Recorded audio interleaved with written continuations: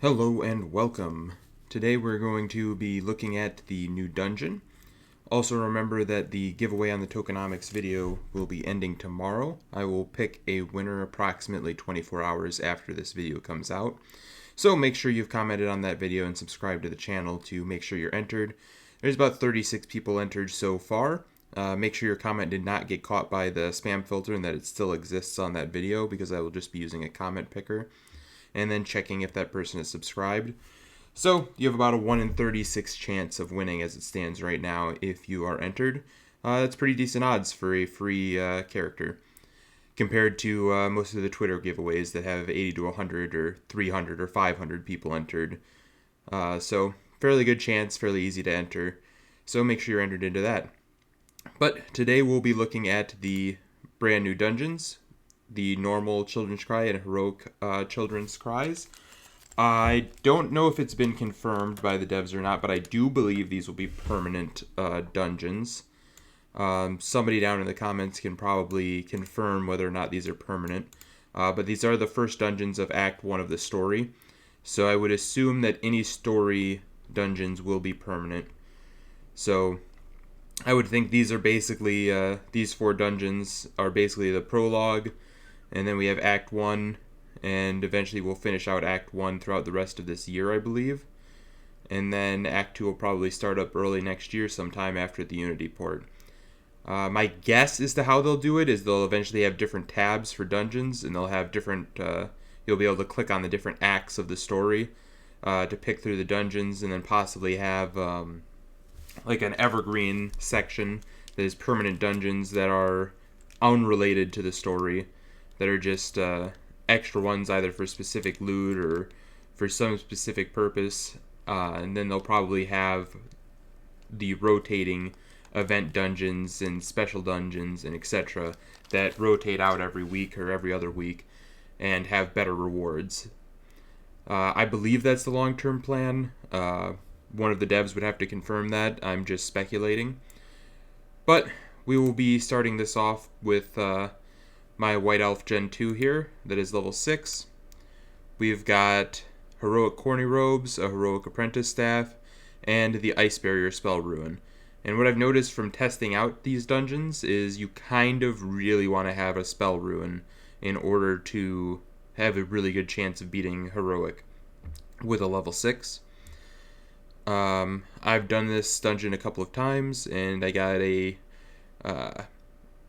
okay strength weapon and the Farmer's Sickle. I mean, it's got really good strength, but unfortunately it's also got intelligence on it, so not the greatest of weapons the sickle is, but it's not bad. It's an upgrade over most strength weapons, and it's a common, so can't complain too much.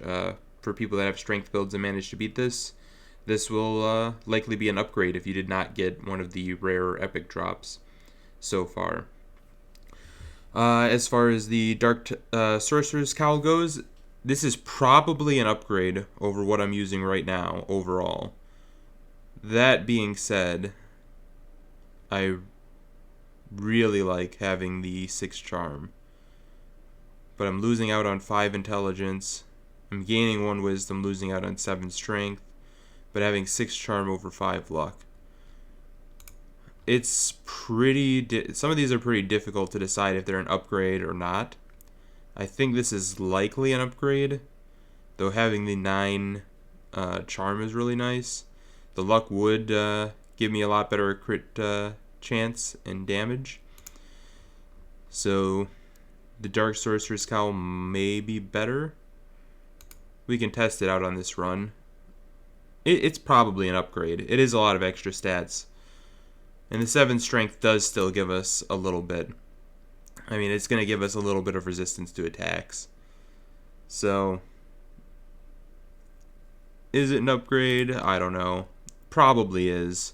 Like I said, losing out on the 6 charm hurts because that evade is nice.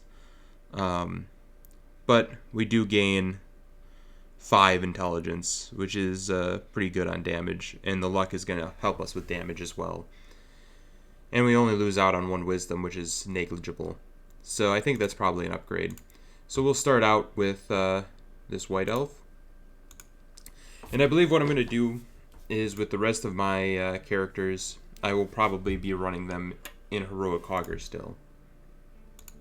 You can up the sound on this.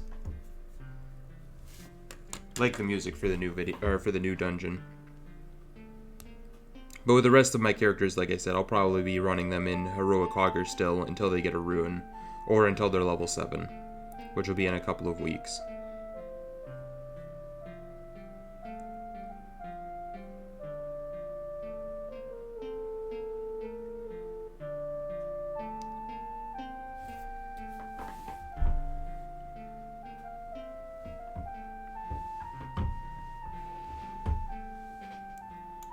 The new dungeon looks great too. I can't wait to see what everything looks like once they port to Unity. That is going to be sick.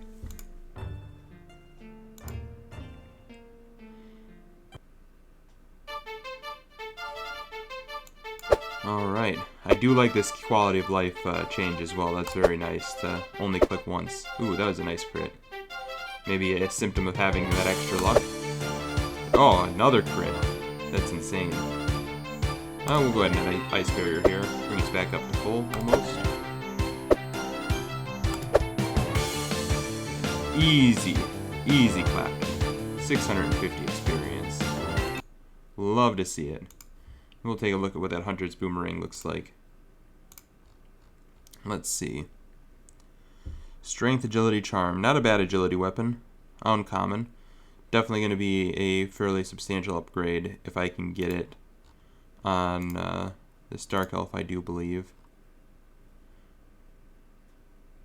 Probably not actually. The Wakizashi's really nice.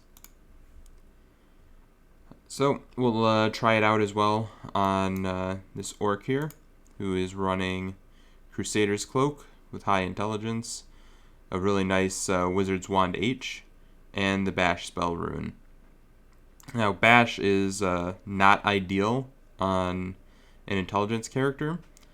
It seems like it cannot miss when you use Bash, so it's very nice for last hitting, but the damage seems lower than normal attacks on intelligence characters. That being said, I think people have had the experience that on strength characters it does a lot more damage, so I'm guessing it scales off of strength. So unfortunately we can't switch things around to different characters yet, and there's no chance with this Wizard's Wand that I'm ever going to build strength on this Orc, unless I got an absolutely insane strength weapon drop, which I can't even get now because the Halloween event is over, and the drop for this dungeon is another intelligence luck drop item. So our chance at a strength drop that would outstrip that Wizard's Wand is over, so we will definitely be sticking with an intelligence build on this character. So Bash will pretty much be used for last hitting. So we may lose this one. I didn't have any real worry about losing with the White Elf because Ice Barrier seems very strong. But on this character, there is a very real chance of losing against Heroic, even with a Ruin. So hopefully we can get this guy to level 7 eventually, and that should help eliminate the chance. Or we'll get an upgrade in the armor department. That Dark Sorcerer's Cowl would be really nice on this character. And of course the Bee's Knees epic weapon drop would be insane too. So much luck.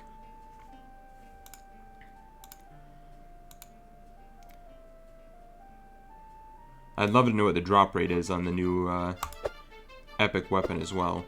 Because it definitely seems, just from looking at loot and drops and watching people talk about it, it definitely seems like it is more common than Blade of the Beast, but it might just be the fact that there's more people running it. So yeah, it looks like we are going to lose, unfortunately. Oh, that was a huge crit. Wow, that came out of nowhere. Huge crit.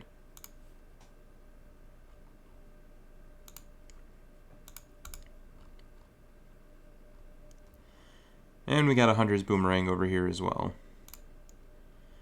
We can go ahead and give this a try on another character. We'll give the normal version a try. I believe we'll try it on the Dark Elf here. This is one that I'm looking forward to rebuilding once the next stats reset. I believe they have said that there will be another free stat reset next Wednesday when we reset the dungeon runs. So you will be able to reallocate your characters. Do make sure next Wednesday that you reallocate your stats before you enter the dungeon, or you will get clapped. But I do plan on reallocating this one and putting no points in charm, because it seems to have massively diminishing returns when you have both agility and charm. So it seems like the build is to have agility and luck instead, with possibly some wisdom as well. So I will not be putting these 14 points into charm. I'll probably put a few more into agility, get that up to maybe 45, and then go pretty heavily into luck and a little bit of wisdom. Probably like 4 points or 3 points into here, like 5 points into here, and the rest into wisdom. Or 5 points into wisdom, the rest into... 5 points into wisdom, get that up to 10, and then put the rest in luck. That's probably what I'll do on this character. But we'll try out the normal version, because I'm pretty sure this guy will get absolutely clapped by heroic, unless you get very lucky with the crits. So we'll try out a run on the normal dungeon. Just kind of find myself liking listening to the new dungeon music. I'm sure just like the other one, it will get to the point where I'd rather be listening to the stream I'm watching or the YouTube video I'm watching on the side.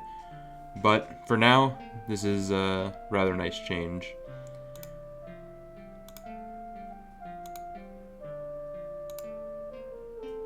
The Hogger music had already gotten a bit old after listening to it so many times. Nice crit to start us off. Gonna need a few more of those though. Oof, 16 damage. That is not ideal. And a miss. Yeah, so I'm just gonna have to stick with Heroic Hogger with all of my other characters that don't have runes.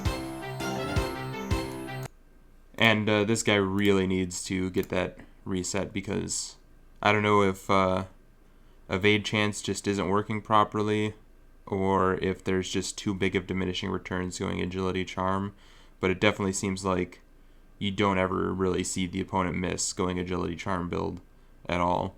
You don't ever really get crit, but you never see them miss. They just kind of always hit you. So it feels pretty bad to go agility charm. Definitely seemed like it would be nice to stack that up and just be a dodge tank, basically. But it seems like that isn't viable with the way stats are right now. Maybe we'll see some changes when stats 3.0 come out. But as it stands right now, can't really do agility charm builds, not worth it, in my opinion. Better to go agility luck and go for the big damage crits, and just go for the two-shot builds instead of going for that. All of my Gen 3s in this account are up to level 4 now, and they are slapping normal Hogger. We've gotten some decent drops. This guy's got double Wizard Wand, which is insane and makes me really wish I could swap items around. And this guy has double Crusader's Cloak. Because why wouldn't everything drop on two characters? But that's just the way RNG can be sometimes. So that will be it for this video. Thank you for watching. On next Wednesday, there will be another video out on the reset, and we'll be talking about allocating stats and what builds seem to work right now. I will definitely be looking into what everybody else thinks and try to come to some consensus on what is the best way to build depending on what items you have. And we'll talk about that and do a bit of a build guide, I suppose, in the next on that video.